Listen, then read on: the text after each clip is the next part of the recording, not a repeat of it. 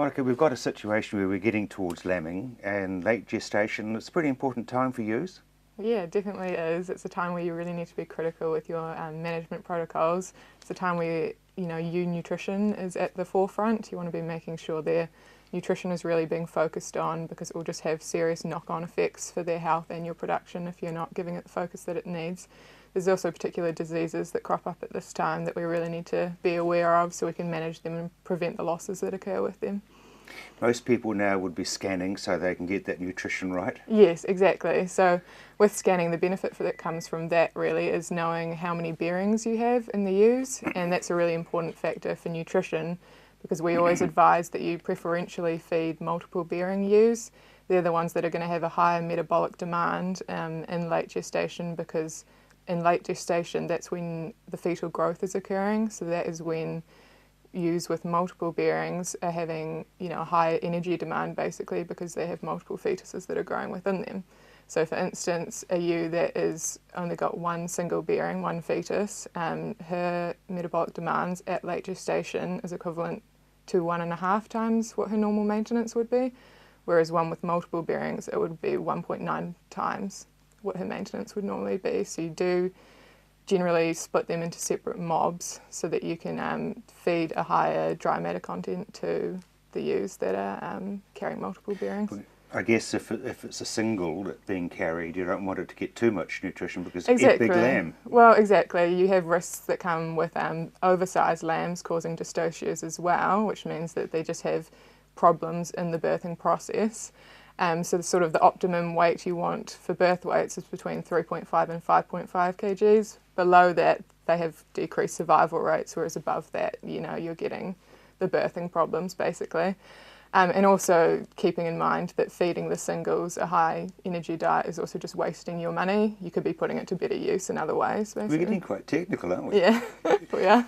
The other thing, people seem to do easy care lambing now. In my day, you'd be waiting for the light to come out so you could see, and we spent the whole day in the paddock, but now it's almost a case you look over the fence and count your numbers. Yeah, exactly. You just, there's a real focus on decreasing the stress during this time. So in keeping that in mind, diseases that increase when there's stress include, pregnancy toxemia and hypercalcemia, which are really important problems in ewes in late gestation. So pregnancy toxemia is basically linked to a sudden deficit in energy or a long-term underfeeding in ewes. This is when they have low blood sugar, basically. So they, they'll become comatose, they'll be disorientated, they'll be wandering, stargazing, all these problems, and you end up having loss of ewes, loss of their fetuses, and also ongoing problems with birth of weak lambs and decreased ability to rear a lamb. So that's why nutrition is so important in that regard, because you want to be able to avoid this disease. We used to call it sleepy sickness. Sleepy sickness, exactly, that's the one. The other one I mentioned, hypercalcemia, that can actually occur through the same ways because it's a deficiency of calcium in the diet. So if you're having a feed restriction, you're also having a restriction on how much calcium they're getting at that time. So, with hypercalcemia, they sort of go down, they become recumbent and their rumen stops contracting, and that can also lead to death of the ewe and fetal losses. So if you're seeing your ewes go down, you're seeing them behaving abnormally in this period, it's really important to get a vet out to determine between these two diseases, because pregnancy toxemia is not very treatable at all. If they're getting to this point where they're down, you've pretty much lost them. It's a matter of prevention rather than treatment. But hypercalcemia, you'll see great results from vet treatment at that point when they're down, so they can turn around within 15-30 minutes of treatment. So it is important to get a vet involved because it can be difficult to determine which one's going on. My concern would be the small block holder who doesn't have the experience that a commercial farmer would have. Yeah, exactly. Basically, they just need to be monitoring their ewes regularly so they can see if there's behavioural changes. The first thing they'll probably notice is that if they shift them from paddock to paddock, there'll be one lagging behind, not quite keeping up with the group.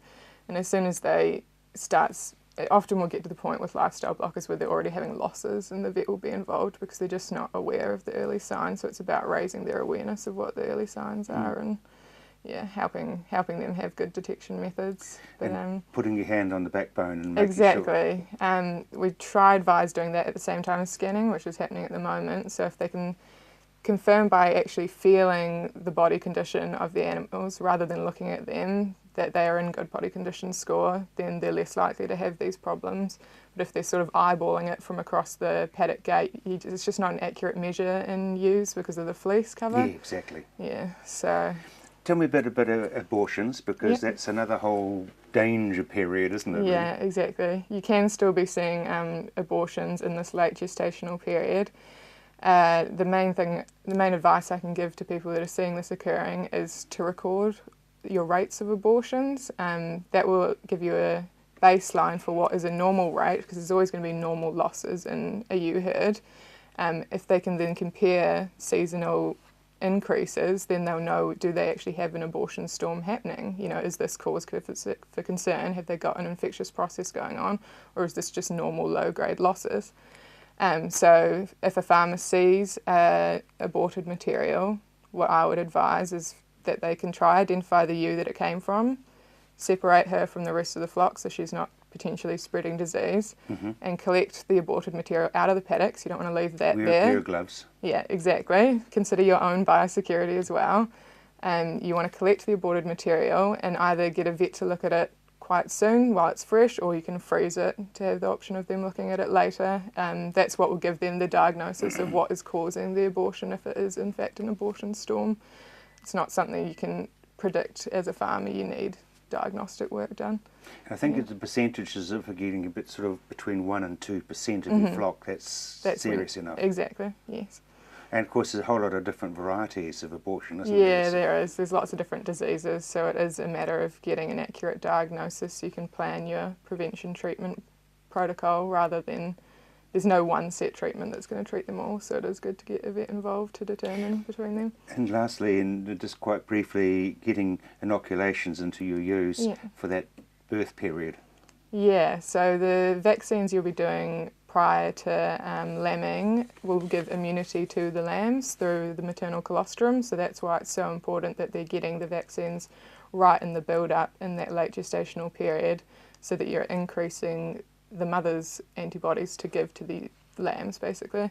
Ones to consider at this time would be the clostridial vaccine, so your Ultravac, basically.